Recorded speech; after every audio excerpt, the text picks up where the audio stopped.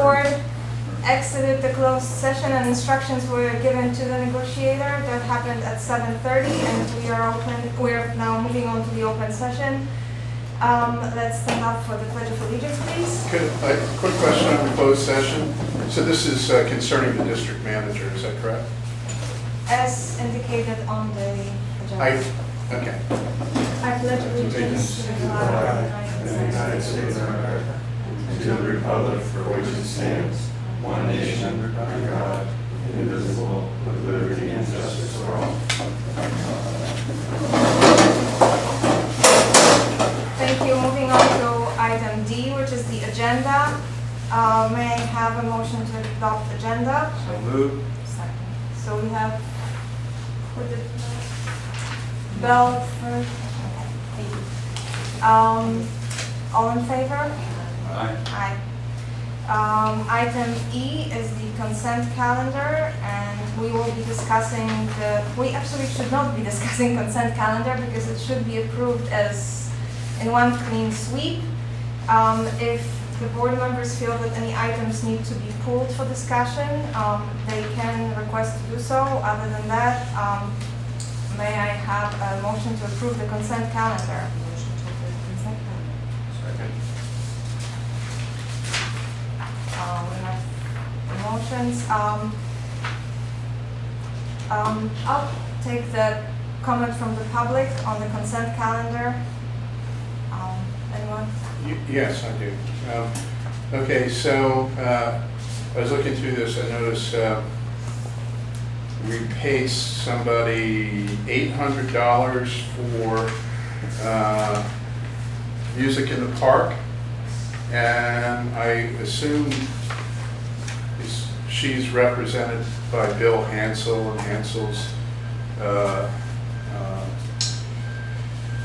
Hansel's company, who is also organizing everything, which seems like an inherent conflict of interest.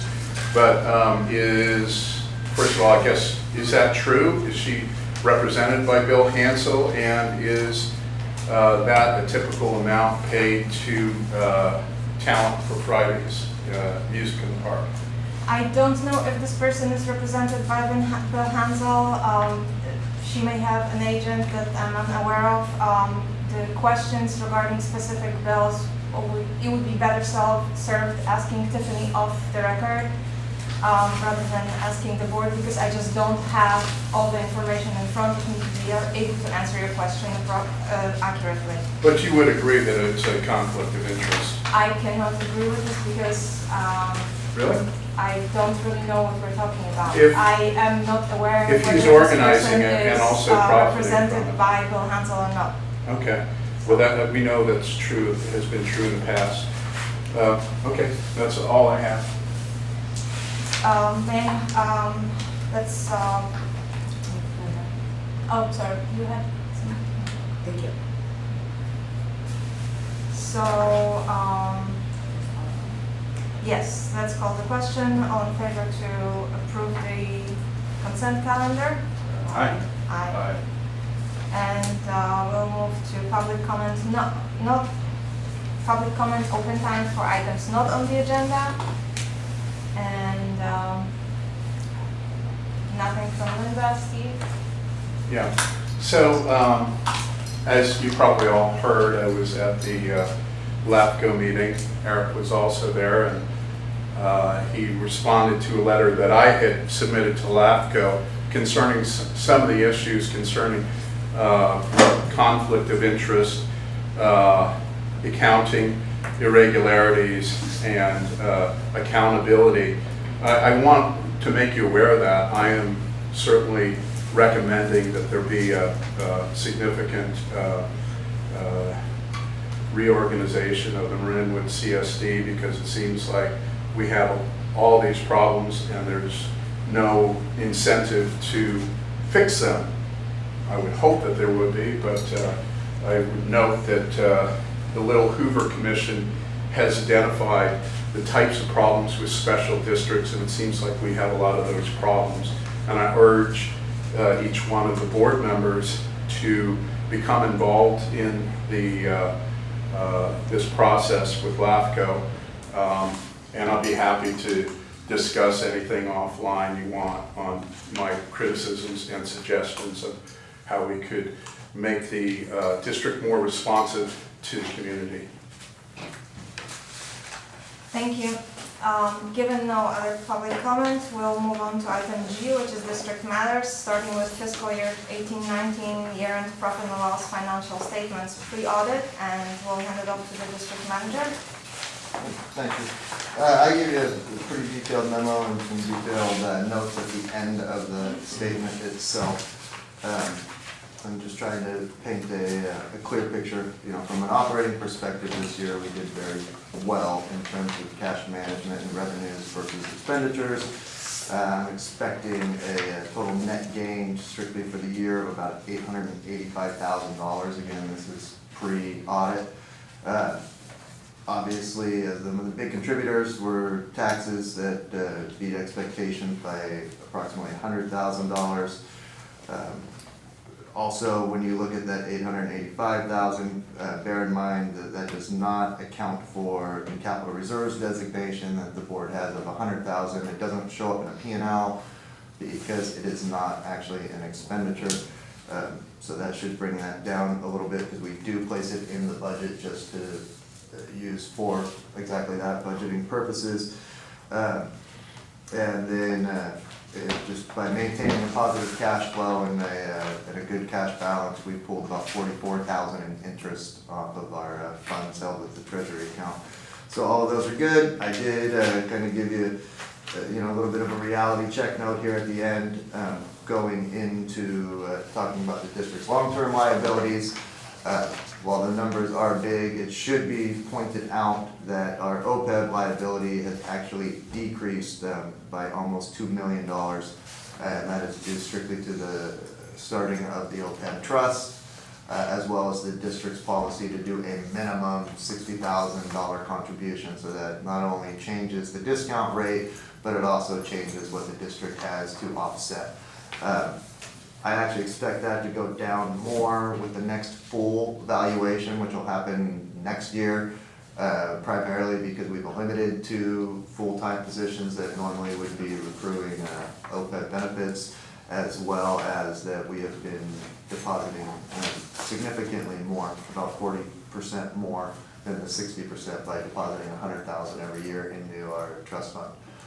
So those numbers will shake out, and then they'll do a new full census with the next OPEB actuarial report. And then I definitely listed out our current accrued pension liabilities. Those numbers aren't going down primarily because the CalPERS can't really seem to meet their target investment returns. And then you also have to keep in mind that the numbers I presented here are actually a little over a year old. I'm expecting at some point this month, CalPERS will release new actuarial valuations. That'll be dated as of 6/30/18, at which point we will be able to give you a new update, and then recognizing that the one most likely that's going to be dated 6/30/19 is going to show more of the changes that might have some level of impact with staff reductions and things like that that took place during that year. So definitely something to keep an eye on. Just because we did good this year doesn't mean that the rain doesn't fall harder next year. So we will keep being judicious with our spending and our cash management. Otherwise, if there's any questions beyond the one note that I did not forget, but just didn't put it in there that I should. On the fire side, on the expenditures for account 5210146 for independent contractor, there isn't a budget line for that because at the time the budget was created, it wasn't set up, but those are where we record fees paid to the city of San Rafael for cheap grade services. Can you repeat that 521? 5210146. Okay. Is this the last year of CalPERS quantitative easing? Is this where they get down to 7% flat? I actually believe so, yes. Mm-hmm. Coming up with this. Again, that's going to be another ratcheting. Right, which we will then see. This valuation will give us a better picture of what next year's UAL payments will be, so on and so forth, as well as they do their 8-year or 6-year projection into the future of kind of guesstimated, but all of that is guesstimated based on that they'll hit their they'll hit their rate of return that they plan on. Sure. So, but yes, I believe that this is the year it goes down finally to 7, because it went from 7.5 to like 7.35, and then down to 7.25, and now down to 7. Right, and again, just as a reminder for everybody, all those people who do not work for CalPERS or have a pension believe that the discount rate should be closer to 4%, which would bankrupt everyone in California, including the state. So, pretty sobering picture as far as pensions are concerned. Otherwise, no questions. Anybody? I just want to thank Eric for preparing an excellent budget and point out that thanks to shifting of board's priorities, thanks to Director Naylor, and attacking the OPEB, we're making progress, and it shows.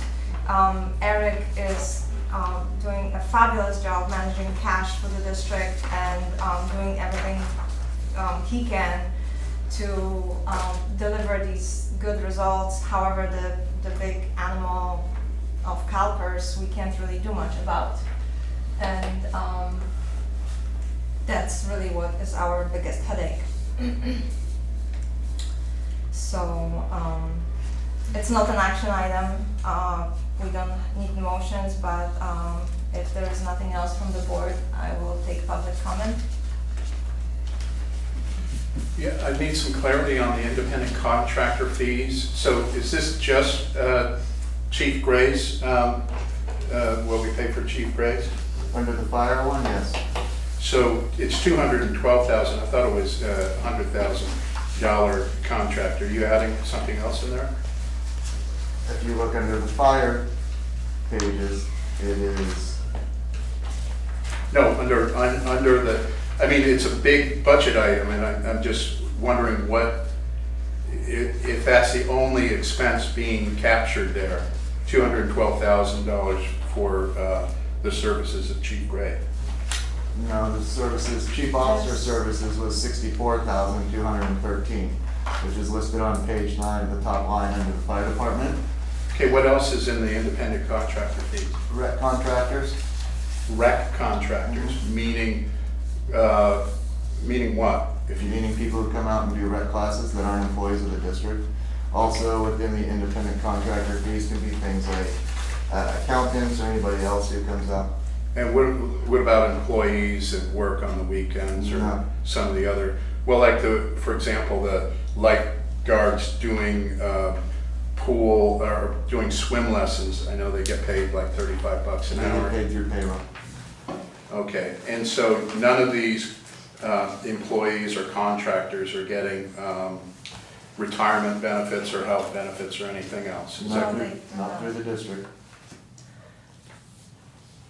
So, All right, well, I think it's pretty, it could be broken out a little bit in finer detail than just a big chunk of $200,000.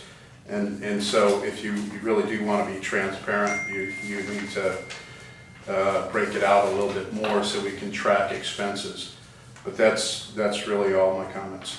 So, in the future, I would recommend contacting Eric directly to get it offline, so we don't have to witness the back and forth, because in the board's opinion, this is a solid budget, and if you have any It's questions. a vague budget. It's just- No, it's vague. I'm not going to argue. $200,000 of it's ill-defined is vague.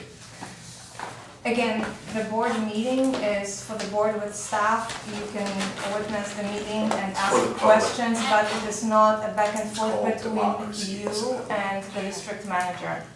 Again, I recommend contacting the district manager offline so we can give you more detail about your concerns or It answer should, your questions. it's the town's concerns, or Thank the you. CSD's concerns. So, how we're spending Linda, money. do you have anything? Thank you. So we'll move to the district manager's report. Can I just go back for just 1 second, Isabella, without making anybody feel upset with me? I do want to point out that we came a little, about 53,000 under budget in independent contractor fees on the rec side. Well, you have another line item, recreational programs, supplies and services. Excuse me, That's 264,000, so what does that mean? Moving on So to we're the spending district manager's report. $500,000 in those categories? District manager's report, that's what we're on right now. Thank you, Stephen. So you really actually don't want to discuss the budget, is that what you're saying, Jeff? I don't want you to interrupt the meeting.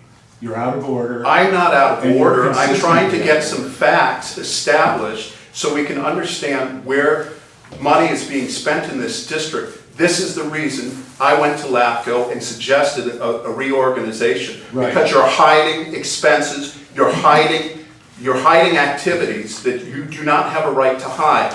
There's laws that protect the public, which are being ignored. I thank you for writing down your hallucinations for LAFCO, so now. And you don't need to insult me like that. A broader public now knows. Your how hallucinations, little- should I call you an old man, an old fart? Should I call you an old fart? Point of order, we are moving on to the Is that a point of order? district Wasn't it a point of manager's order when he report. was calling my concerns hallucinations? It's been 3 minutes, we're done. Let's move on. Eric? I stand up for what's right. All right, thank you, Stephen. Eric, Okay. go ahead. Okay, district manager report, is that where we're at now? Yes. Not be bullied. Okay, I gave you a couple updates on here. Not a lot of reason to go too into detail on any of them. The sinkhole, we're just waiting on the county to issue a notice of exemption, so that way we can proceed with that project. The facility replacement, we have some civil engineering that the county is requiring as part of the design review process, so we're finishing that up with the licensed civil engineer. LAFCO municipal service review, I did submit 2 letters. One refuted comments made by Mr. Nessel, another one was in response to the study itself. Then just some other items of notes. We finished up with special taxes for the upcoming fiscal year. I am expecting a slight increase, all of about a few $1,000s more than what was budgeted on that. That's primarily due to remodels and additional square footage added to homes throughout the course of the year from the data that we had last year. On an exciting note, Marin County Open Space District has started work up on the Ponte Trail project. I'm expecting to actually go up there pretty soon to see how they're doing, but all of those agreements are in place, and I believe that they were finalized by the County Board of Supervisors actually at their meeting today. And then we have provided year-end billing, received payment very promptly from the City of Santa Fe in regards to all shared services overtime, as well as paramedic incentive reimbursement that is also part of the shared services agreement. I do want to bring one other item up, that I had a phone call today with the aide from Supervisor Katie Rice's office. They have put together a group. I'm going to share an email with you guys. They have put together a group that had consists of elected officials from every city and town, fire districts as well. They are looking for an elected official from Marinwood who would be willing to join this group. It basically was formed, I want to say, kind of in conjunction with the grand jury report, and they're looking at countywide wildland fire stuff. I know that there are several working groups going on for this right now, so hopefully this kind of gets cold into one group at some point in time. I know Chief Gray's been very active on it. Obviously at the grand jury stuff, you have now a group of electeds. The one thing to keep in mind on this is they're wondering if there's any chance we might have a board member who would be willing to go to their next meeting, which is this coming Monday, August 19th at 3 p.m. at the Civic Center. So I don't need to know immediately unless somebody wants to step up and volunteer. I told them that I would get back to them, and if you want to have this a larger discussion, we can always place it on a later agenda and appoint somebody that way. But I don't know that you need a separate agenda item for this. I can't go, but I would mind going in general, but I can't go this.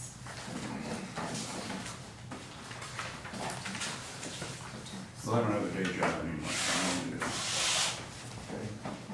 Unless somebody else wants to take my place. Well, I can't go this coming week, so if you wanna go, you should go. They're looking for a permanent assignment? I think so. I don't know how permanent this group is per se. They have meetings scheduled through November at this point in time. I thought this was quarterly. No, it's a monthly, this particular one is a monthly meeting. They have August, September, October, and November scheduled. No, you're right, okay. And like I said, it basically consists of one elected official from each town, and then they quickly realized that they had forgotten some of the fire districts, so they pulled in like Southern Ring Fire as well as Nevada Fire Protection District, and then realized that there was nobody from our little district on there, so the aide gave me a phone call and then forwarded this email to me, and I said I can bring it up in my manager's report tonight, seeing as how your meeting is in Alright. 6 days. Yeah. So Jeff, thank you so much for volunteering, and you guys can discuss Yeah. who would like to go moving forward. Point of order, I'm sorry, I could not hear very well. I know it sounded like you volunteered and he volunteered. Are they gonna work She it out? cannot attend this I meeting can't come this one. this Monday. Jeff is going to the meeting on Monday. But I said that I was interested in going in the other ones, if nobody could go to the other ones. Okay, so they're gonna work it out themselves? Yes. Yes. Okay, thank you. Now, before you go on to the next item on the agenda, are you gonna ask for public comments? That's And the what I managers. was about to do. Thank you, Are we still on thank you. district manager's We're report? still on. Yeah, we're District still on district manager's report. I believe you finished with your report, and this was an add-on item because it was last minute.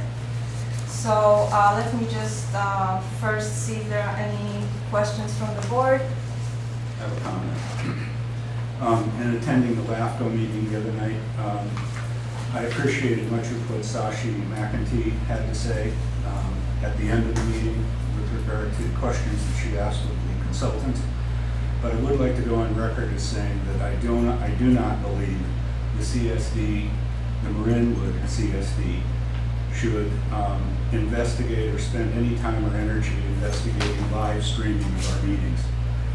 Based on contracts that I've seen for such a service, the cost is extravagant, and I don't think that there's any reason for us to do anything more than take the videos and publish them on our website or however we're intending to do that.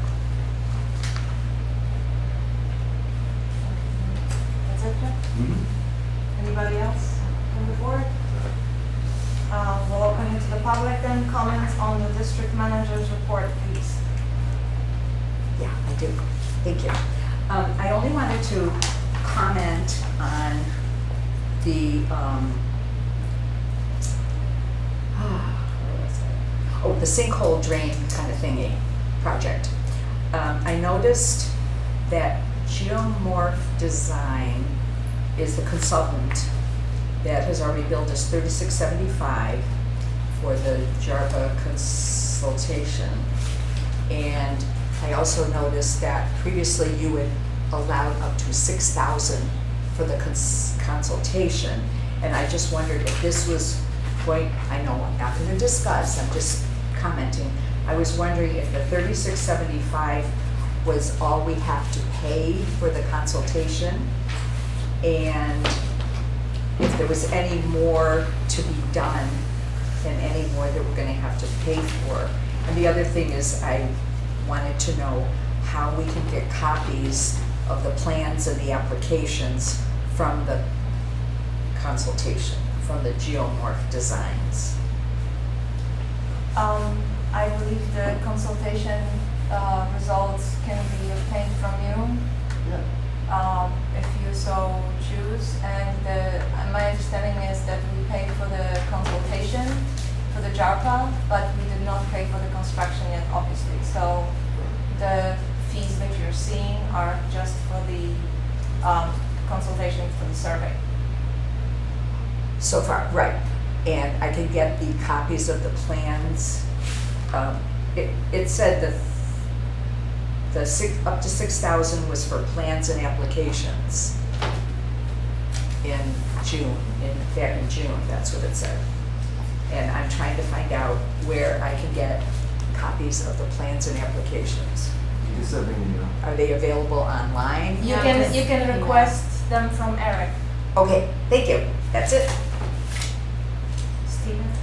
Yeah, so there are a number of things, but I'm going to just hone in on one. We got a brief word about the facilities replacement, and quite frankly, it's not enough. This project will be probably one of the most expensive projects in Marinwood CSD history.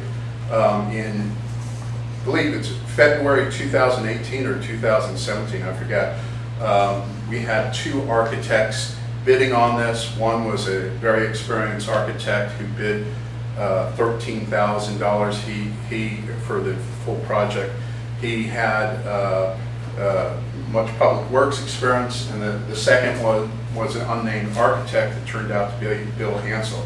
We were promised by the general manager that it would be around $13,000 all in, and at this point, I haven't checked the latest figures. It's at least $30,000, probably $40,000, and we have no idea how much is being planned to be spent.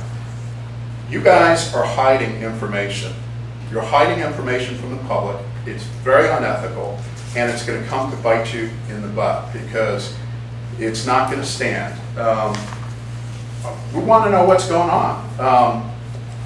To my analysis, and many people's analysis, you've got a project there. We don't have, it's been delayed 3 times. There's been extensions several times. And we really don't know what's going on. But when we look at the plan, we realize you've got physical issues with the plan that Bill Hansel has submitted. It doesn't allow for the movement of traffic. It is dangerously close to the stream bank, and it also would require vehicle traffic into the meadow and the panhandle. I think it's a bust, and it really needs to be redone. But we're 400% over budget, and why isn't any questions being asked of the general manager why these costs continue to run on, and we have no answer. We have no approved plan. You guys, I'm sure he's talking to you guys. I'm sure he's talking to you guys. And if they are not, then you're not doing your job. But this is an example of a corrupt contracting practice, which all of you are a part of. Collusion, conspiracy. And I intend to pursue it. Thank you for your opinion, Stephen. Moving on to item number H, which is the fire department matters.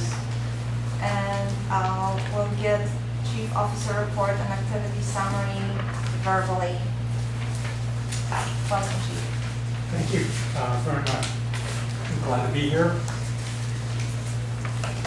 We had a significant incident involving an overturned gasoline tanker that I know that you're all aware of.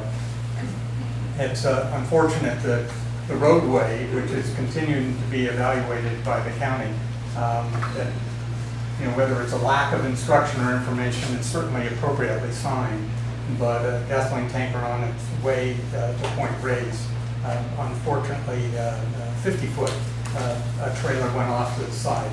So it was carrying a little over 8,000 gallons of gasoline. Ultimately, about 2,100 gallons leaked out. Engine 58 was first on scene, and I will tell you, they did an excellent job establishing the incident initially, and ultimately, although we lost some product, and there was certainly an environmental hazard presented to the soil.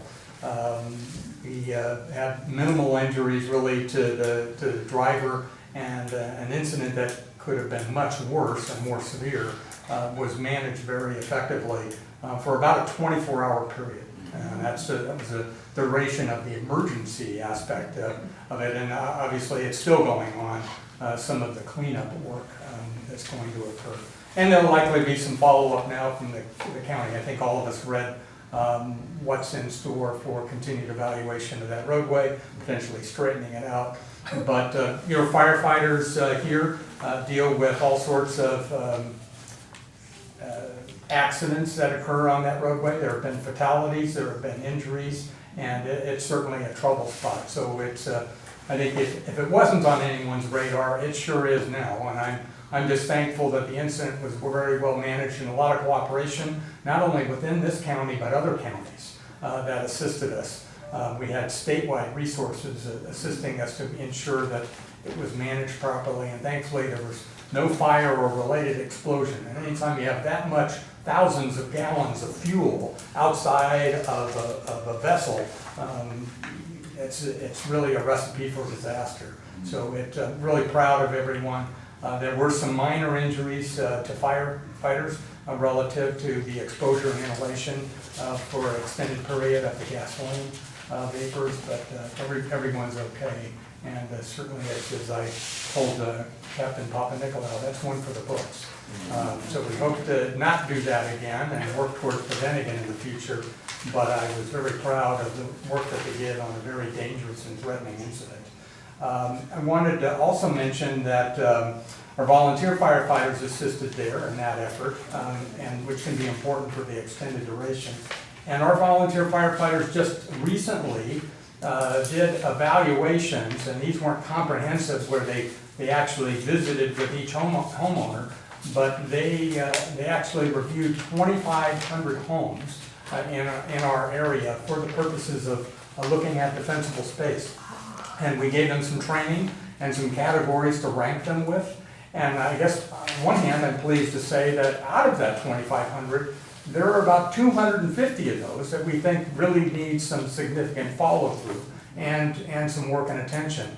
But we're in the process of as we've mentioned before, we're going to be mailing out this 25-page document and along with some follow-up of wildfire evacuation checklist, these homeowners guides. We're going to do some more publicizing of some of this information. It'll be available on our website, and also some of these are new from Fire Safe Marin, so I can pass these out.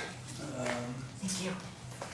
Pass these out. But I think, as Eric mentioned, it's just critically important that we all prepare for the fire that will come. I'm pleased that there's a lot of momentum with the Marin Wildfire Prevention Initiative, which is really going to be a county-wide, multi-agency approach to this.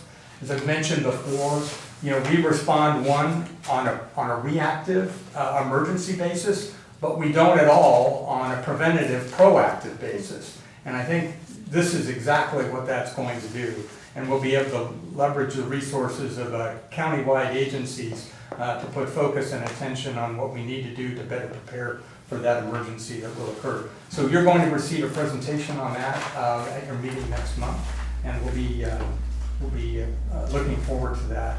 I also wanted to let you know our Marinwood recruit firefighter, Michael Prince, is now in his 5th week of training. So things continue to go well, and hopefully he'll graduate with 8 other firefighter recruits next week, and then shortly thereafter we'll be assigned to Engine 58. We also have an upcoming fire engineer exam, and we have 2 qualified candidates that are applying to take that exam, and we hope that process, which will occur during September, will appoint an engineer on October 1st. Wanted to mention before we get there to September that it is Disaster Preparedness Month, and the theme this year at the federal level and across the nation is Prepared, Not Scared. So oftentimes, whether it's a natural disaster or a man-made, they can put a lot of fear into people and in a panic-stricken environment. And with better preparation, we feel that the response both from the community and the first responders will be much better. It's the the date of the next fire commission meeting, it's our next item there, but I can mention it, but it's going to be at Fire Station 52.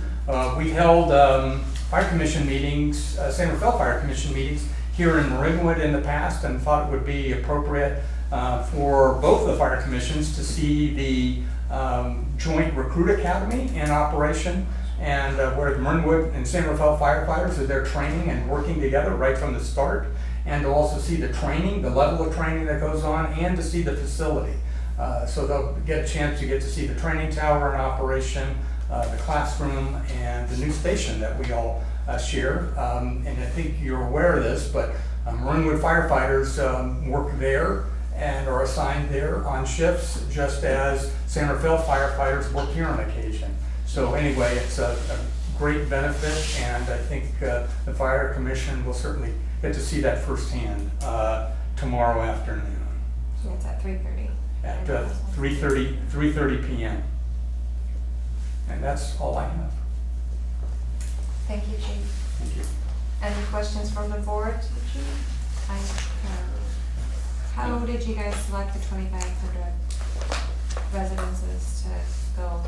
How did we select? Yeah. Well, we basically, we took this survey area was rough boundaries, Westgate to, on the west, Silvera Parkway on the east, Heatherstone on the north, and Las Colindas on the south.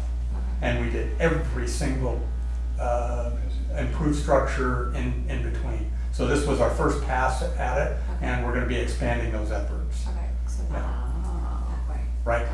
Yes. So I was like, we didn't get a knock on the door. Yeah. Okay, and you guys call, or you just show up and knock and? Now, actually, we'll make contact if people were there, but we're walking and driving and Okay. evaluating. Okay. Yeah. Nice. And it's you can usually tell a lot just by driving up or walking by a property, you know, what's maintained, what needs some help, and what is in really good shape. So, Okay. yeah. So those that are in really good shape won't hear from you? They're gonna hear from us, Oh, they will? but they may not receive a notice, a violation notice. Right. Yeah, I see. Yeah, but we still want to educate everyone because they need to know about alerting and warning. They need to know about what other measures they may be able to take in their home, possibly hardening. Could have some elements of it, maybe not just defensible space and vegetation, but elements of that structure that could be improved. So I see. anyway, it's a great opportunity. So I spoke offline with the district manager about the public safety power shutdown. Yes. Which could happen at any time, and what impact that would have on the facilities, the district facilities, and got back a very good response. But one of the things that still I don't quite understand, when Chief Roach was here, he mentioned something in a meeting during a power outage for the district, and he said the CERT trailer really came in handy. Do you have any idea why it came in handy? Only because it has there's availability of additional supplies and things. Supplies, it's not, That's like battery backups No. or anything like that, okay. There are a couple generators. There's two small portable generators I on see. there that are of use, I along see. with a lot of other equipment. So Okay. that's probably what he was referring to. Okay, very Yeah. good, thank you.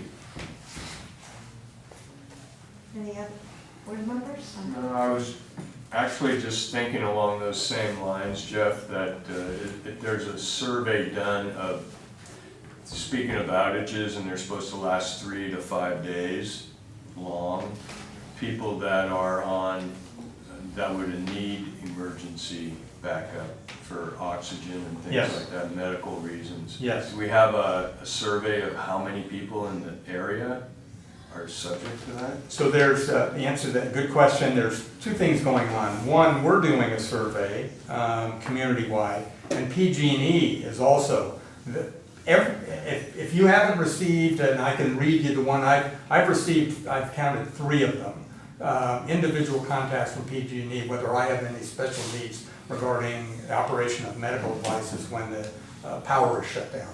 So PG&E is doing extensive outreach. We're going to be complementing that and then work towards finding out what the specific needs of the people. That's where the difference may be. PG&E may go so far, well, we'll tell you you might have a problem, but not necessarily providing a solution. So I think that's a role I think we can help play.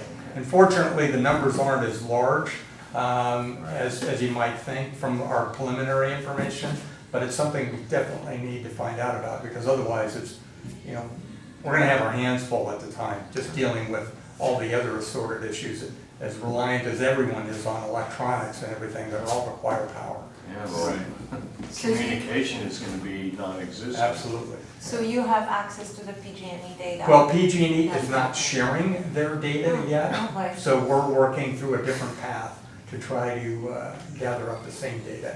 They say they're going to share it, so we're still working on that. After the shut-off? I would also say Health and Human Services is doing a lot on this too. That's who we're coordinating with, the county, that's the additional partner we have, we're doing the same thing. And they've Thanks for actually bringing that up. dedicated a lot of funding and for opportunities for low income and things like that, and assistance and planning and help. So they put out a lot of good. So someone they actually, if they have the need and they are on oxygen, an oxygen machine or something that requires power, the county stepped up and actually are assisting people by providing battery backups and other things that'll be helpful in that case. The county is doing this? Yes, yeah. That's interesting. You know, it just seemed to me that some information to help people, I mean, there are people who have already run out to Home Depot and plunked down $1,000 for a generator, and then have somebody come out and look at it and say, oh, you shouldn't run that. So I mean, a little bit of help, you know, for people who do have those needs would be excellent and well received. So we're planning on doing, obviously PG&E did an outreach that I attended a couple of weeks ago, an open house. I think, you know, they probably intentionally didn't say much other than have stations that people could go around and ask questions and talk to different experts that were in the room. But I think we need to do something here locally and probably have whether we have a town hall or something that we can have people come in and get their questions answered. Because on one hand, it could very well be 3 to 5 days, but people's needs vary, you know, and so in some cases it's really minimal what you may need really when it comes right down to it for power. And there are people that are taking kind of this action to purchase, you know, more emergency supplies, which we don't want to minimize those efforts for additional preparedness, but in some cases these could be dangerous if they're not done properly. Use of the emergency generators, storing gasoline and additional fuel and other things, or connecting to the power grid or their home electrical system without doing it properly with an electrician. So we just want to make sure that people are safe and there's a coordinated effort there. But also we don't want to set up so many impediments that people aren't able to do it themselves anyway or not do it. So try to help them along. It would be definitely great if there is some kind of town hall that can be organized, and we would definitely make sure that space is available for it. So, okay. You know, whoever cannot be reached via Well, digital means can do so in person. I know that PG&E I've gotten mailers. Right. I haven't gotten And that's anything what the via chief is referring to. Email. email. Then one of the things you should do is you should make sure that they have PG&E. One of the requests is, and it's done in writing too via the mailers, go in and ensure that they have all your contact information. I mean, I've gotten the whole alerts, but not any more information about if you have special needs. That was only a mailer that I got. So. Good, okay. So, Chief, last question, looping back to the spill on Lucas Valley. Yes. What's the long-term damage to the environment that is still being worked on? I'm told there's going to be a full restoration of the site with minimal long-term effects, is what the environmental hygienists are telling us now. Part of that, the benefit, is actually the warm weather. So It was dry. Right. The creek was a dry. lot of so evaporation. Yes. So, yeah, and in a dry creek bed. So that was really a benefit, and it didn't, from what I'm told, it did not get down into the water table. Some of that was as a result of the firefighters' initial efforts. so to try to minimize it. And is there any effort on part of the county to get reimbursement from the company for the work that was done? Yes, actually, Santa Fe Fire is coordinating that, the reimbursement, and so all of our time and effort associated with Marinwood is reimbursable under state law, and so the trucking company is assume full responsibility for the incident, and That's including the environmental cleanup? all of the cleanup, Nice. all related costs, yeah.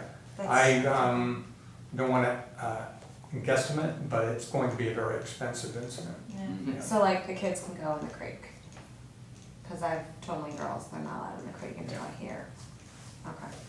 Well, you may not want them to go there for other reasons, but hopefully. No, the reason, we have nets and stuff, like, we go down the creek, but I told them because of the accident, we Right. can't go down That's- the creek. that's a good So idea. that- That's a I'm getting- very I'm getting good, the good okay advice. from you. All right. Yes, good advice. So given there are no more questions, I think, from the board to the chief, are there any public questions? I just have one comment. A couple of weeks ago, when I was walking through the Panhandle, a dog walker told me that there were signs up in the Panhandle saying that dog walkers should not allow their dogs to go into the creek because there was an oil spill in the creek. And Chief, you just said that there was no effect. No, ultimately, there will be no residual effect, but But they're there still was- cleaning it up. There was oil in the water. Gasoline, and it's not in the water. Gasoline. Gasoline, and it was in dry soil. And it Okay, did not, so- I'm told it did not reach the water table. Okay, Yeah. because that's what the signs were supposedly saying, that keep your dogs out of the water because there's. They just don't want to take any chances, so Okay. everyone's being very cautious, which we're recommending. Oh, And good. just stay away from the area, keep Good. your pets away from the area. until Well, it this all- was down all here gets in the cleaned up. Panhandle, Yeah. you know, 3, 4, or 5 miles away. Right, well, they're just being very cautious. Okay. Eric, Yeah. are you Thank you. aware of any signs that were We posted? haven't seen any, nobody's brought us in here, and I don't know. It's if on the- the, I've seen two, it's on that sign right where the fireman picnic area is. It was just a piece of paper, I don't know if it's still there, but. And we're not even sure that's official. Can we, I don't can know. we, I don't know can we who take did that that. over We- since we- it's we didn't misinformation? know that. Exactly. It's officially unofficial. Yes. Stephen? Yeah, so first of all, I want to commend the chief because those signs were out literally within hours of the incident, which I was very impressed with, and I'm grateful for that. Second of all, I do drive out that area time to time, and I noticed that it was actually the roadway had appeared to have collapsed right where right where they were driving, and so I assume that was part of the reason for the incident. And is the county responsible for that, the condition of the roadway in that case, or is it still the trucker?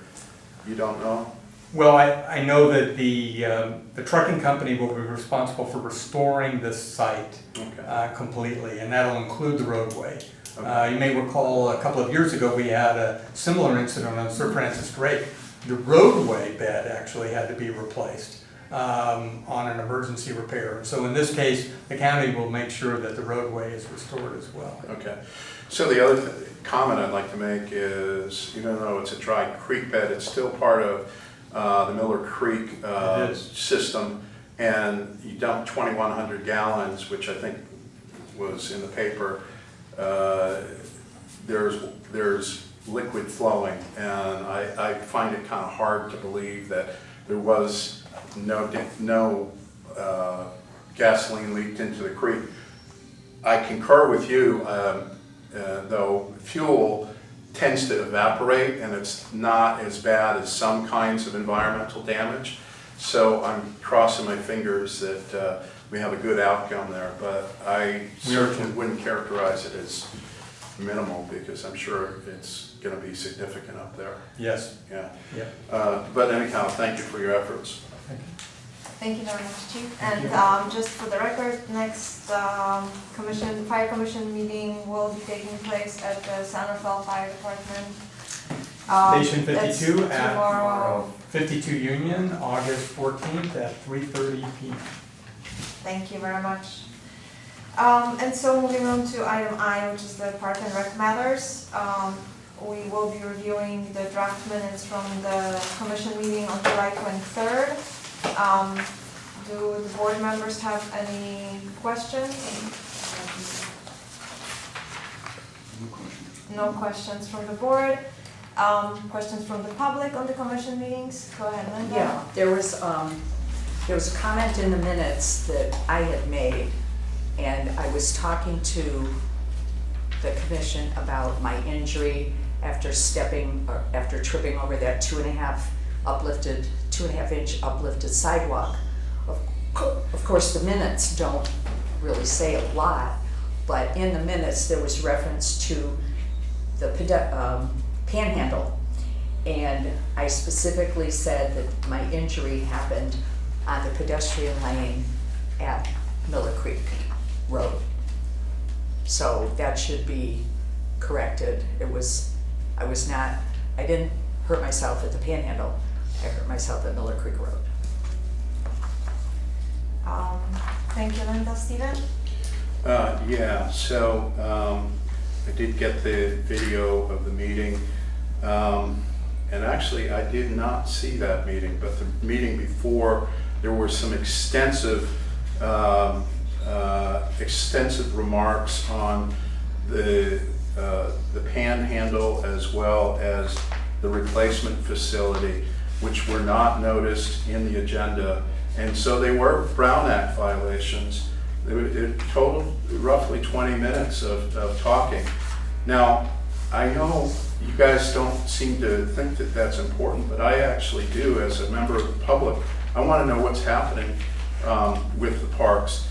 I'll have some comments further comments once Luke finishes his presentation. Next item is the pool resurface project. Authorize staff to initiate informal bidding process, and it's an action item for the board. I'll let Eric introduce the item, please. Yeah, this was something we had talked quite a bit about during the budgeting process, and said it's a very strong possibility. Kind of went through our final evaluations on it. We're definitely going to need to resurface it prior to the next pool season. With that, Luke and I certainly want to get moving on putting out notices via the UPCCAA, so we can get bids in. Contractors are filling up rather quickly. This is going to be a winter work job for us. We're going to have to drain down the pool and do everything else so we can get it done in time for the start of next pool season. I'm giving you a range. We have gotten some, kind of loose estimates, but I say loose, but are very representative of what we expect. It's going to be somewhere between 115 to 135, depending on final work that needs to be done once they get the pool drained, see how many patches or whatever else might need to be occurred.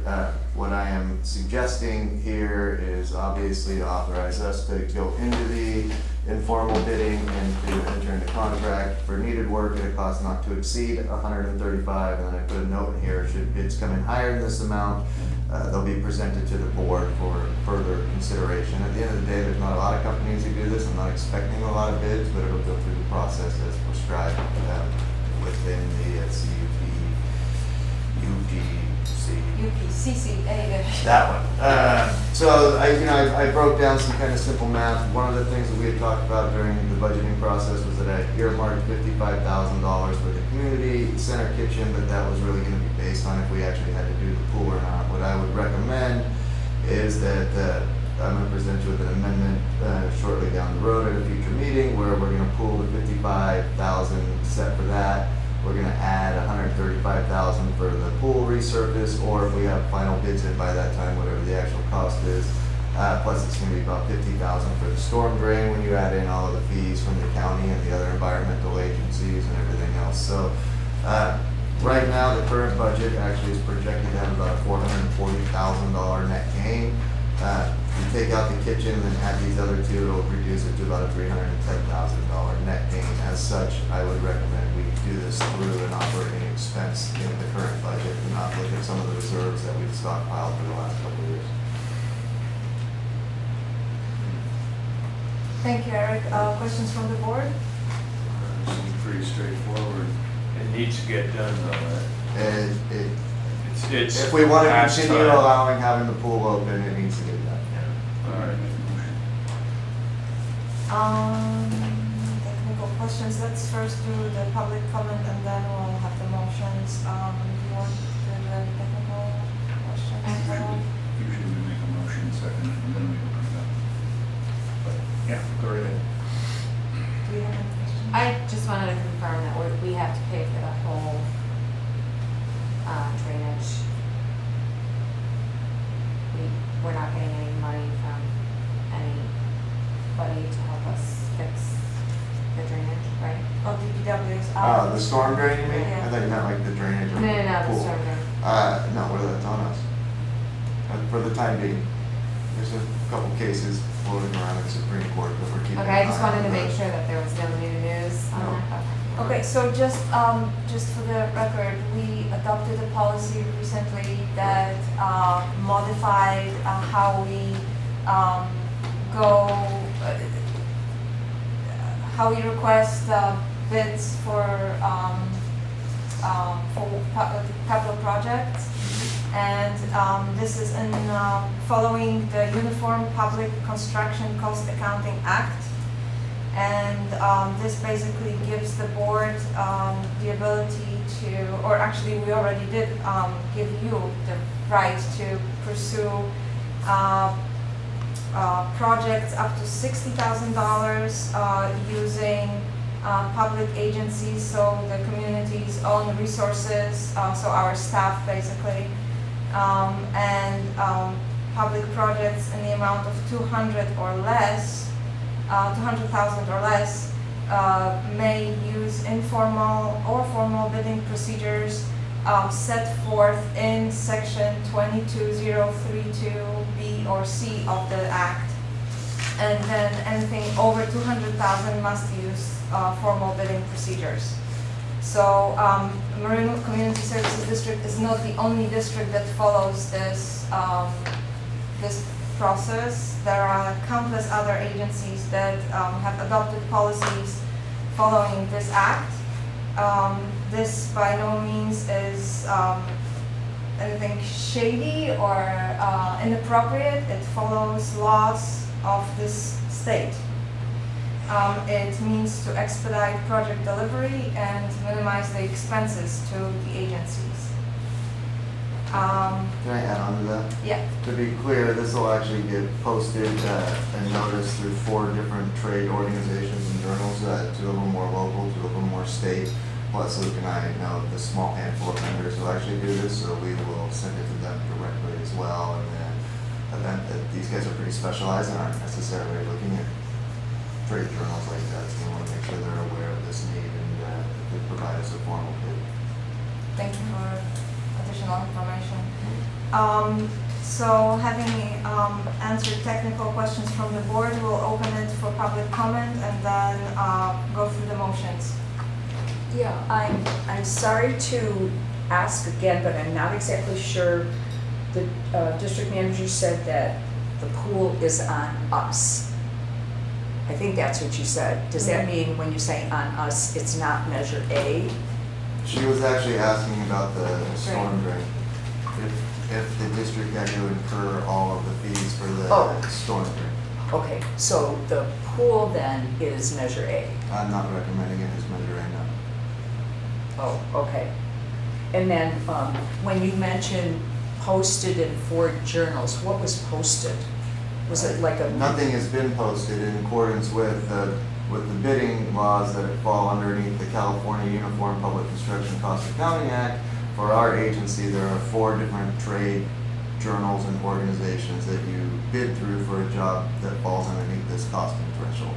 So those will be noticed, plus Luke and I will actually reach out to companies who we know directly who do this. Okay, well, that's what I The nearest one we assumed. work with is somewhere out of like, what, Pleasanton or... Okay, I assumed that, but I wanted to make sure that I understood, because we're not doing RFPs anymore, it'll be an RFP of sorts. of sorts. Mhm. So a smaller version, a Correct. more simple version. Correct. Okay, thank you. You're welcome. Stephen? Yeah, well, we have to kind of look at the track record. I'm actually kind of appalled that such a project, I mean, first of all, let me start off with something kind to say. I'm glad there's a little bit more rigor being placed in the bidding process. I hope it is truly arm's length bidding and not, friends of friends bidding. We have to look at, unfortunately, the track record here. I mentioned earlier how we're 400% of budget on the maintenance facility. I think we do not have a single response on that, why it's so high, nor do we know much about that project at all. When you went to this, what I think is a questionable policy, the very first thing that came up was this project in the meadow, and no other bids were called. There was just one contractor called on that, as far as I know, and so there seems to be a lack of rigor. We need rigor going forward. 3 bids, absolutely, they have to be arm's length bids. We've got really a very poor track record of containing costs, and I think I would feel more comfortable if we had additional eyes looking at this project that may have a little bit more construction management experience than our general manager, because I think it could save the district some money. Also, we're a small agency, and what has been requested in this new policy is basically, giving the credit card to the general manager to go out and purchase most anything that he needs without rigor. And I mean, the evidence is already in. It's not a good idea, and please take care of the people's business. Thank you for your opinion, Stephen. Let's go through the motions then. May I have a motion to approve the manager's recommendation to initiate the informal bidding process? Yes, I'll make a motion to authorize staff to initiate the informal bidding process in accordance with California Uniform Public Construction Cost Accounting Act and enter into a contract for needed work at a cost not to exceed $135,000. I'll second. Thank you, Jeff, and thank you, Saban. Any further discussion from the board? Seeing none, I call the question. All in favor? Aye. And so we move to item number 3. 3. Park and Rec Commission bylaws amendment. And that's another action item. Would you like to? Sure. The commission, obviously right now was pretty small. It's down to 3. Recently added a 4th.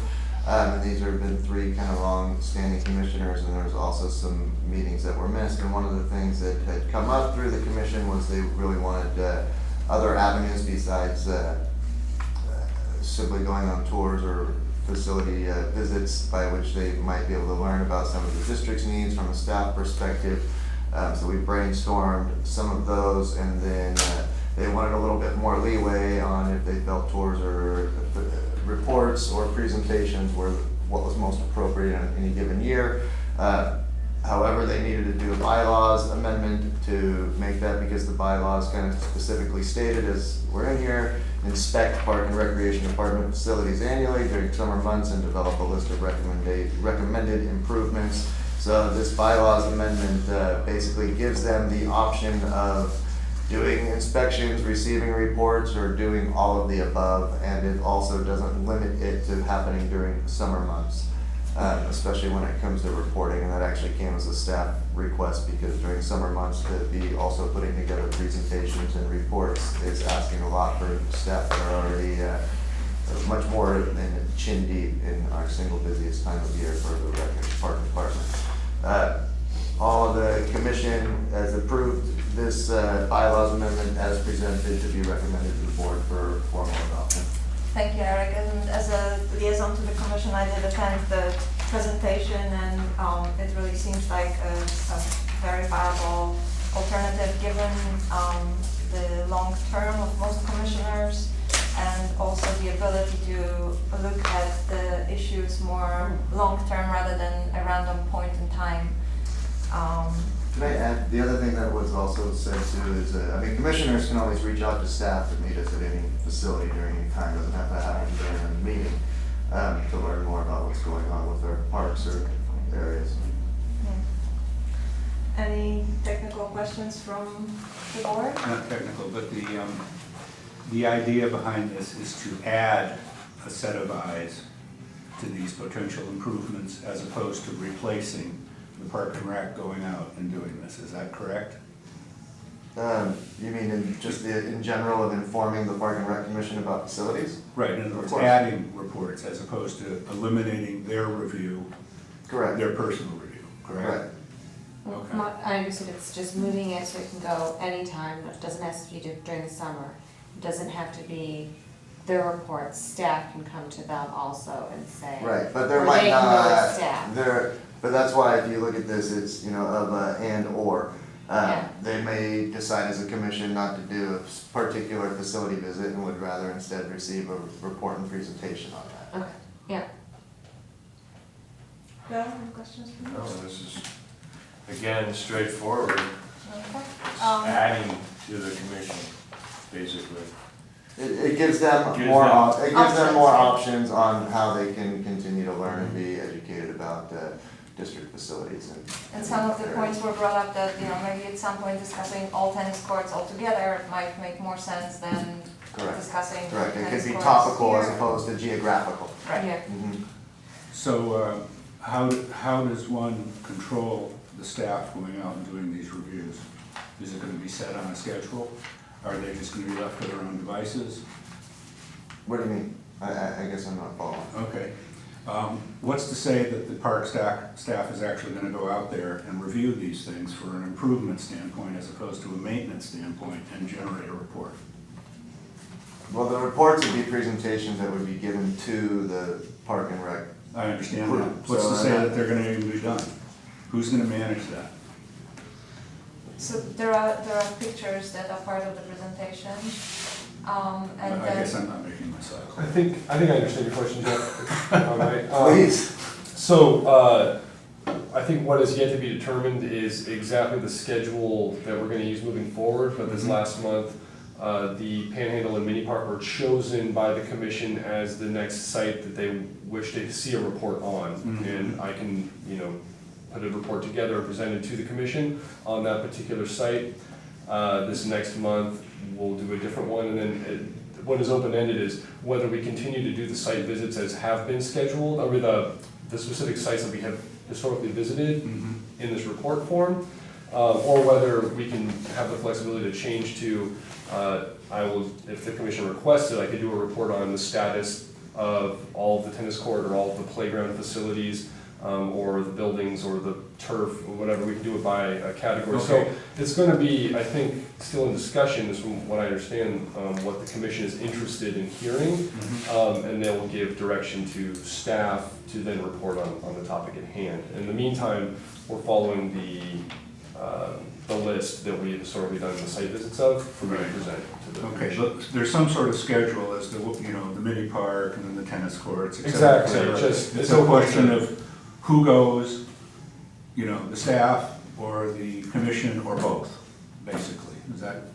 I think, yes, right now, they've opted to have the option to be given a presentation with visuals and a report, and if desired, we could do a site visit, or commissioners could make their own visits out to the site to gain information. So there's just more options depending on what the needs are and what they want to know about it. Okay. Thank you. Any other questions from the board? Public comment then? Yeah, I'll make the comments altogether, not asking for discussion or anything. I kind of agree with Mr. Naylor about, how do you do it, how do you organize it, who's looking at what, is it the commission, is it staff? Personally, I think, and I know it's because we've only had 3 Park and Rec commissioners available, so a lot of meetings have been canceled. And I know that we didn't have meetings, they didn't have Park and Rec meetings early enough to do the walkthroughs, to start the walkthroughs. But I feel that the walkthroughs by the commission are really, really important. And I appreciate Luke's work on his presentation, but it must have taken you, a lot of extra hours to do that. And there were still tons and tons of questions because the commissioners were not walking through the panhandle. And I remember hearing comments for at least 10 minutes about the Miwok pictures and stories that are on the pedestals. Had the commissioners walked through and seen them, they wouldn't have had any questions. We wouldn't have had to worry about that. I mean, the question could have been immediately answered. I just talked to a lady last week about some holes that are in the bushes at the mini park that children can easily run through and go straight down into the creek from. I didn't notice that, but with the commission going out on a walkthrough, you've got more eyes. You've got not just Luke's eyes, who may be looking at a different area or a different think process about, what do we have to repair? The turf, or whatever. We might be thinking about, and I recall a few years ago somebody saying, this needs to be painted, this looks shabby, we need lights, blah, blah, blah. So all I'm saying is that I personally think that the commission is letting us down. I don't believe that the commission is that interested in going on walkthroughs. It sounds to me like they would rather give Luke all the work to do.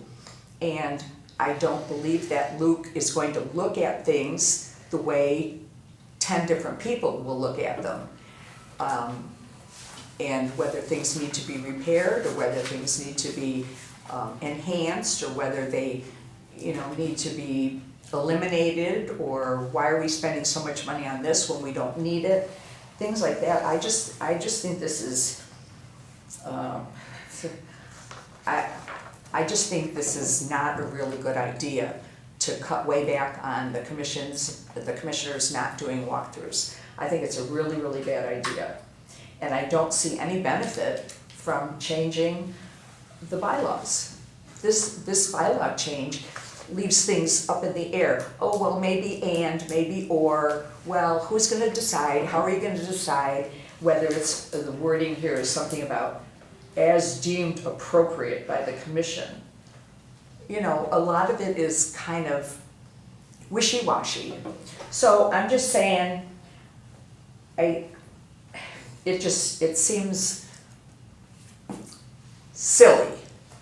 And I would prefer to have a commission who's here every month, that gets involved in our community, and who sees all of our facilities, understands the facilities, and can put their heads together.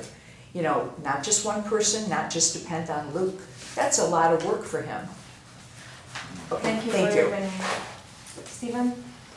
Well, kind of have a love fest here. First of all, I think Jeff's concerns are really valid. How can we ensure that things will get done? And Luke's need for flexibility, I think, is reasonable. And I can certainly understand his perspective, and also I understand Linda's perspective, because you do want the eyeballs. I want people who are serving the CSD in political positions to go out and make their own assessments of things, and not simply take staff recommendations. That's called representation. I want them to represent the public, and quite frankly, I want you to listen to us. But maybe that's hoping for too much. But I've thought about this. This is going to come up later, but it all ties into one of my points. I know somebody who works in county parks.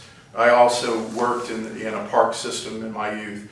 And what we had, the way we organized our days and our weeks were rigorous checklists because much of the stuff was routine.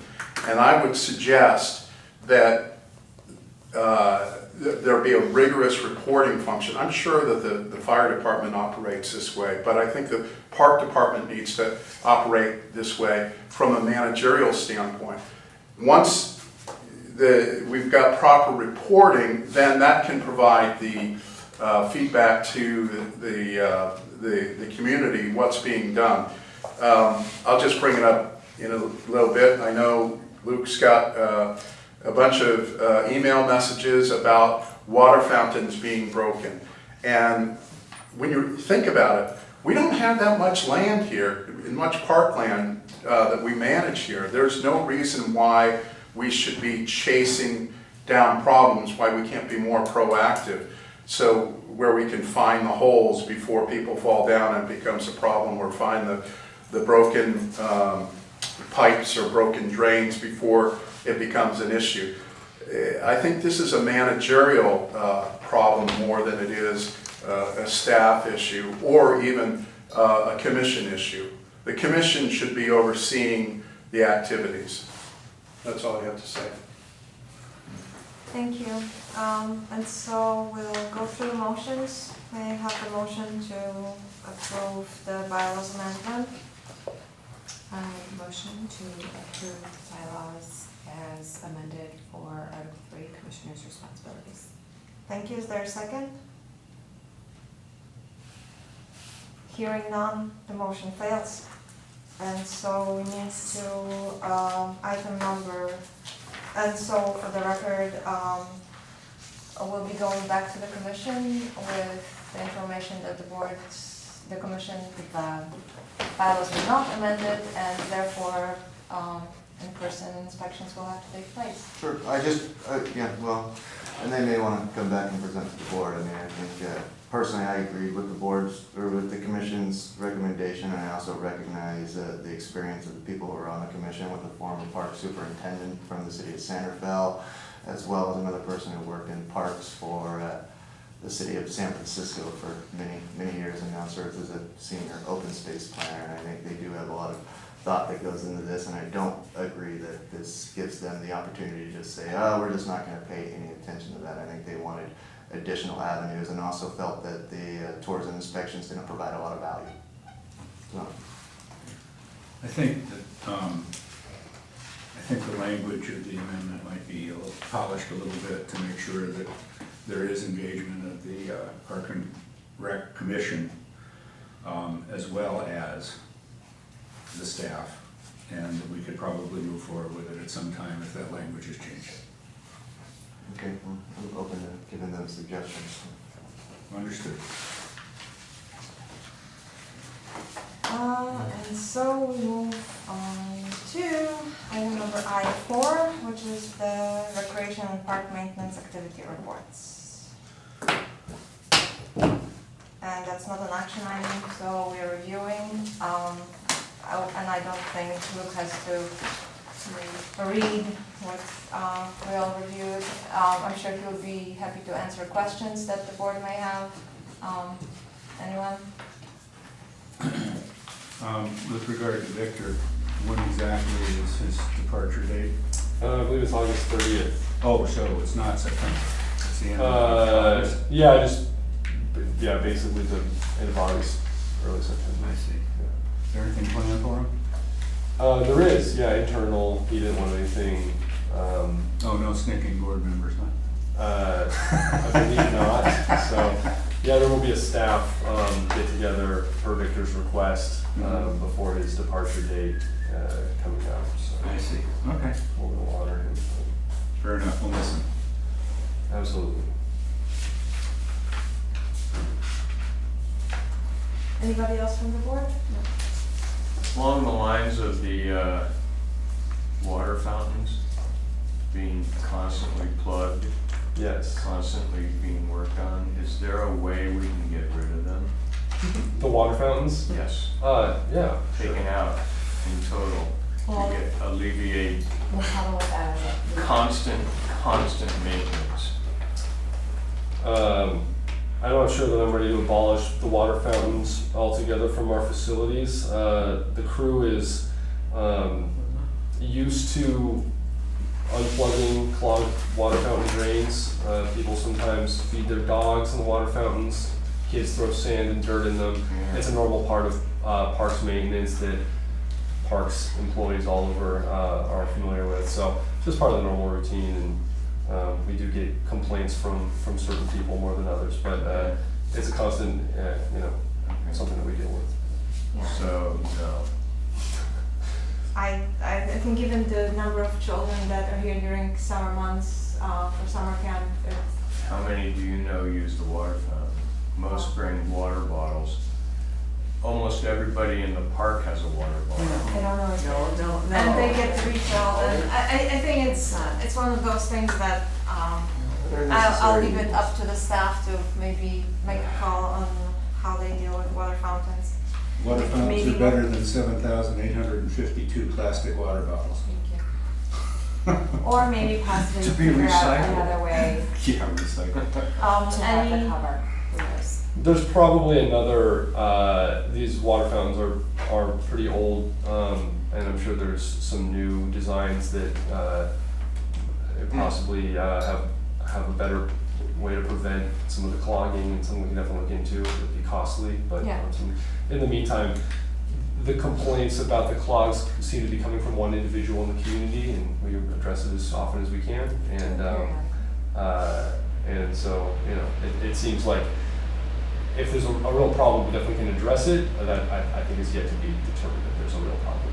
So, Yeah. Anything else from the board, Philip? Sort of a silly question. Some of these water fountains have these rather elaborate platforms and stuff that go on, like rocks and, is there any, it would seem to me that makes it easy for dogs to jump up on it and drink from them.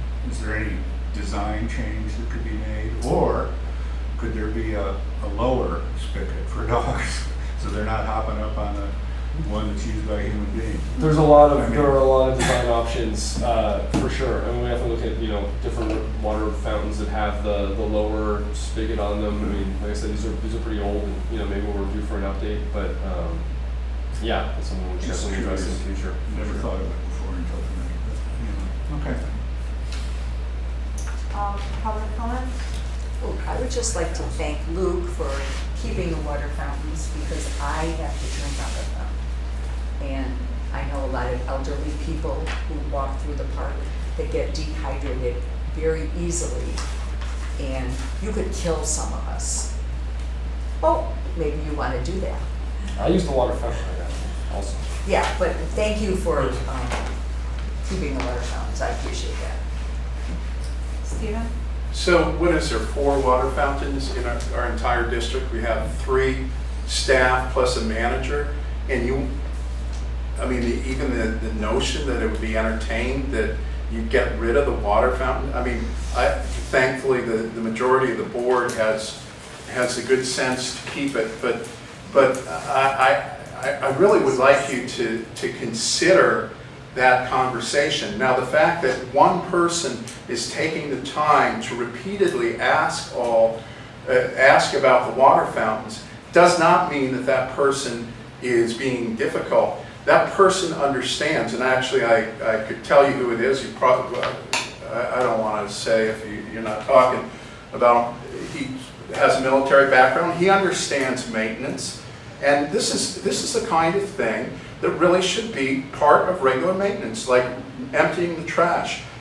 If I were to give a grade to the maintenance department, I love the guys. They're hard workers, but I do not think that they empty trash enough. I don't think there's a lack of ongoing maintenance. There's a lack of rigor and discipline in their work days. And I know that the county staff has a different way of operations, and maybe we need to bring in someone from the county, or perhaps we should outsource our maintenance, parks and maintenance staff completely to an outside contractor, because I'll tell you, if they can do it, if kids making $15 an hour at McDonald's can do their job. Our guys can do it, and the only difference is the managerial techniques in making sure that the jobs get done. I don't consider these reports much of anything. This is the kind of reports that Gary gave, and we're kind of continuing on a path of you know, do the minimum. But I would like us to hold our heads high and look how we can improve our park. We don't have a lot of park space. The website says we have 3 parks. They're including the little mini park. It's really Marinwood Park and Creekside Park, and then open space. And so why is it that we can't get these things done? I can count 4 water fountains. Probably 2 of them are problematic. Frankly, I don't want to even hear excuses about it. Thank you, Stephen. The date of the next Park and Rec Commission meeting will be August 27th. Moving on to item J, which is new and other business, request for future meeting agenda items from the board. Tom? I've got something. I'd like to reintroduce a notion that we brought up in the past. I don't think it ever actually happened, and that is for the benefit of the board and to some extent the staff, have a list of periodic activities so that we can all anticipate them. We know when things are coming. Budget reviews, annual audits, CalPERS reports, et cetera, things that, you know, don't happen every month, reviews, those kind of things, so that we have it someplace internally where we can look at it and say, oh, hey, this is coming up, we need to start paying attention to it or get out in front of it. So I've got at least a straw man that I'd like to put out there for evaluation. It'll certainly need other people's input, but I would like to see if we can get that published. I'm sure between you and Eric, there will be a nice foundation of calendar of events. Okay, well, we'll work on that. Was that it or something? No, I've got one for items of interest. Okay.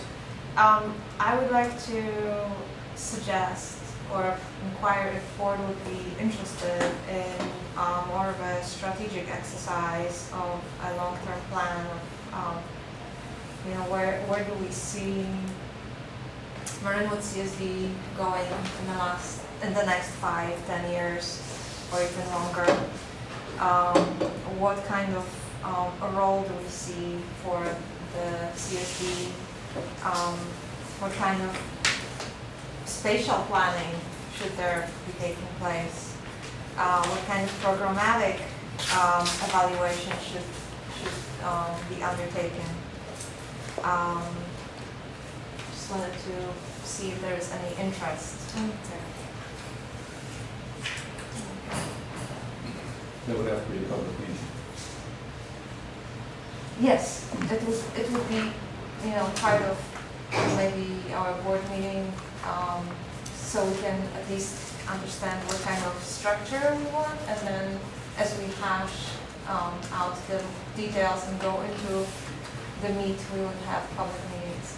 Well, that would be something that I would definitely say, if this is going to move forward, we need to make sure that as many people in this community who are willing to attend, and we get input from them as well, and that sufficient notice is given and a proper time for such a meeting can happen so that we can get as many people in the seats as possible. But yeah, it never hurts to plan and to strategize. Anything else? And I'm not sure it would be next meeting, maybe 2 or 3 meetings from now, Yeah, so yeah, that we yeah, can have kind of public notice. Yeah.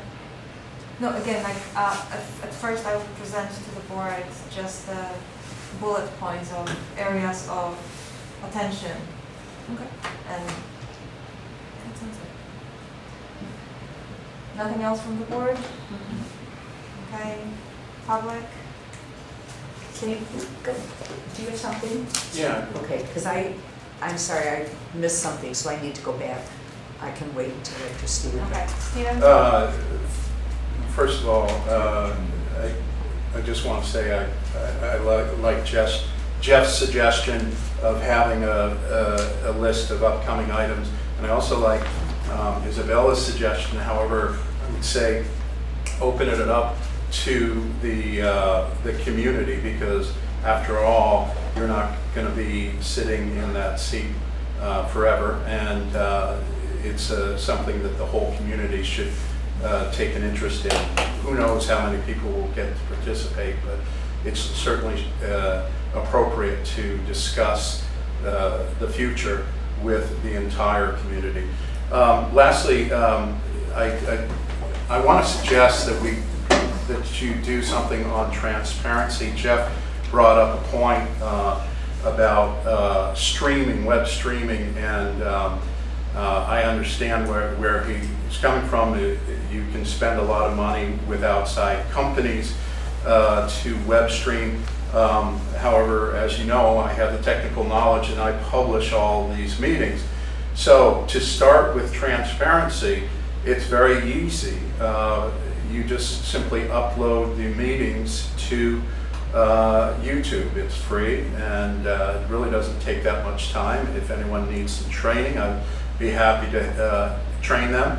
As far as web streaming goes, we have the capabilities to web stream. I could web stream, and I think that camera can web stream. I don't know if it's necessary, but if there's honestly an effort to be more transparent, that would be the way to go. Lastly, I'm very disappointed at the Fire Commission. The fire department spends half our budget, and yet we have no recordings of what occurs there. Now, Chief Gray is a good man, and I like his reports, but it's all secondary, and we really need these meetings as well to be recorded and available to the public. So, how can we grow for the future? You need to start having a conversation with the public. There's 6,000 of us in the valley, and you're seeing only 2 people show up to these meetings, and however many who see my videos. So Thank you, Stephen. a little more effort would be appreciated. Linda? Yeah, I'm sorry, I didn't hear whether or not you said the date of next Park and Recreation Commission Yes, I meeting. did, August 27th. And is that scheduled? Yes. It Okay, just says well- date of next. Well, I know I can read it, but I thought they were doing every other month. I No, thought that's what they wanted no, they're to do. not. No, that is not true. Okay, good. Thank you very much. Item number K, recognitions and board member items of interest. If I may start us off and thank Joan Campo for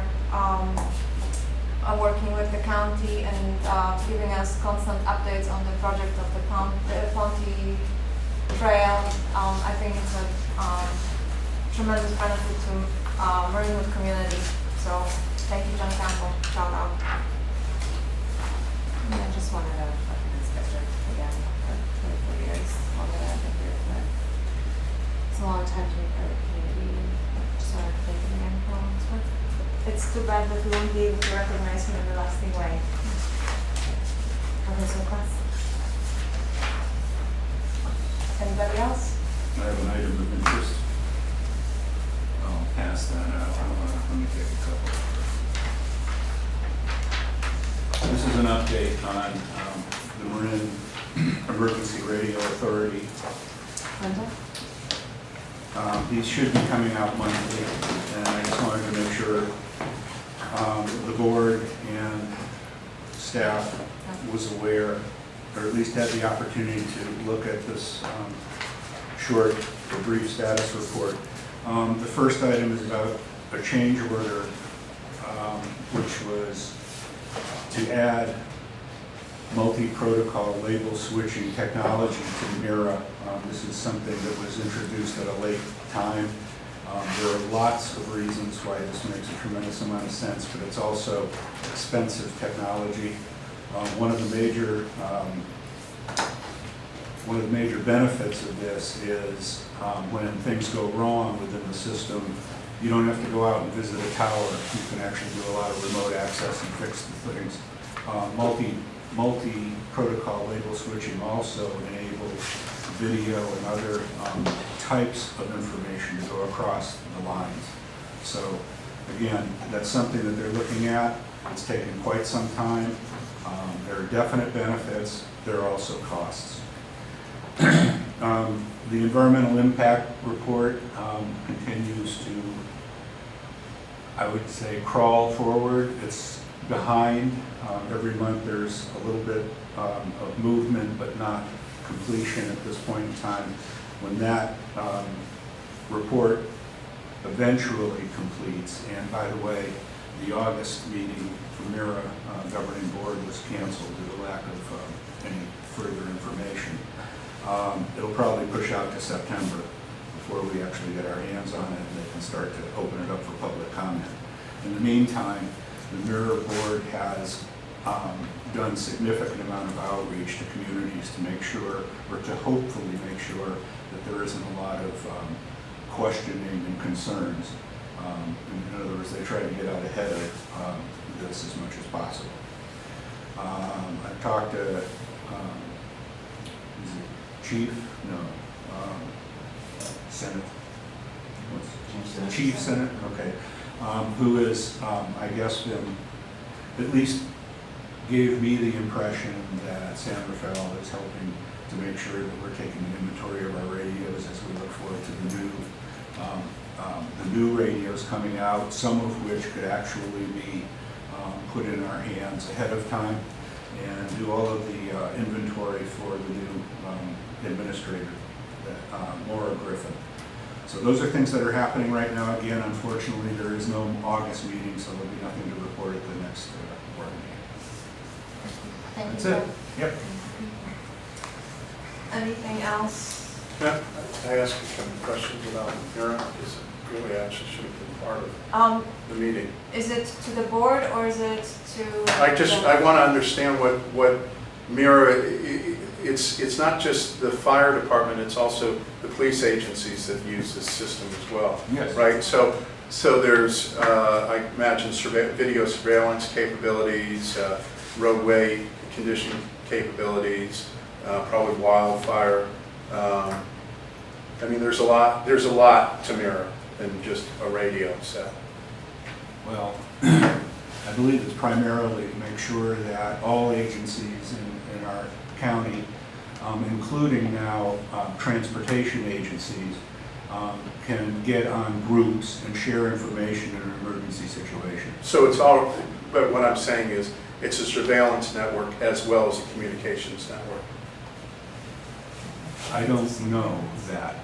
To tell you the truth, I don't know that, Stephen. Surveillance? Surveillance, videos, like At this point in time, the roadway cameras, that sort of thing. At this point in time, I believe the technology in the current MIRA does not support that much in terms of video. This MPLS that they're talking about, that I mentioned before, does support video streaming, which could come in handy in certain situations, certainly.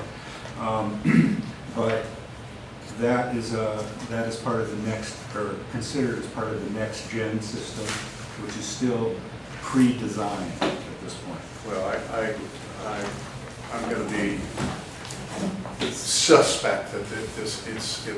I think you it actually has a do dual have a purpose. contact information there, so that might be a good idea to reach them directly with that question, since neither of us can answer that. Already, item number L, do I hear a motion to adjourn? Motion to adjourn. Second? And all in favor? Aye. Aye. Thank you.